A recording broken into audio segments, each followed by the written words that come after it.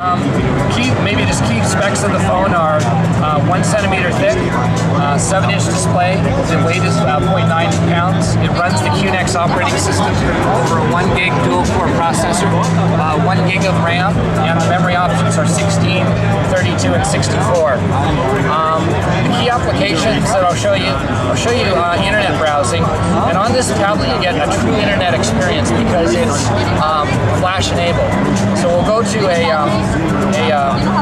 CNN site to get an idea of the rendering of that particular site here.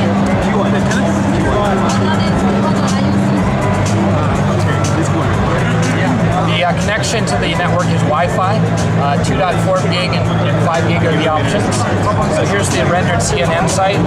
It responds to pinch and zoom capability.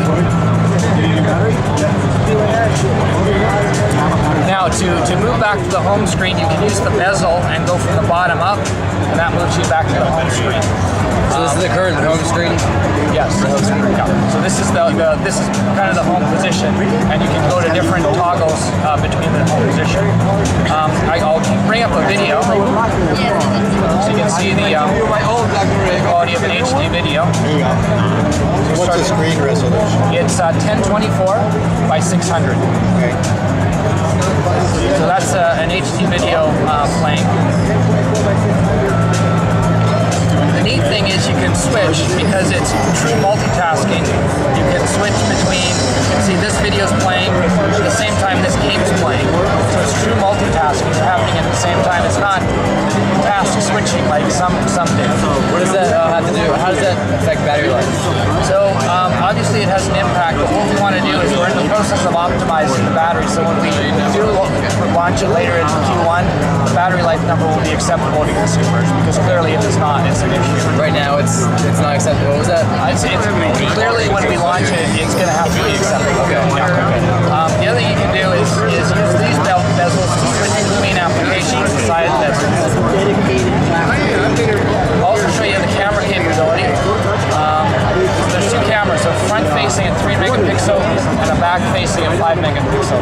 This is the back-facing, still cameras and video images, 1080p to the screen, can be output to your TV over HDMI ports. The way you toggle the camera is through the toggle button. And you can, there's zooming capability through this. I'll demonstrate a YouTube video. We get crystal clear, high-def YouTube videos. This will be playing over the Wi-Fi network. What is the camera resolution? On the front, it's 3 megapixel. On the back, it's 5 megapixel. Well, this is a beauty environment, so this one. So is this using YouTube's standard browsing system, or is this built for Blackberry Pad? This particular YouTube is, I'm not sure, that's a good question. I don't know. And while it's doing this, it's still running some of the other applications like the game, things like that. Again, for multitasking.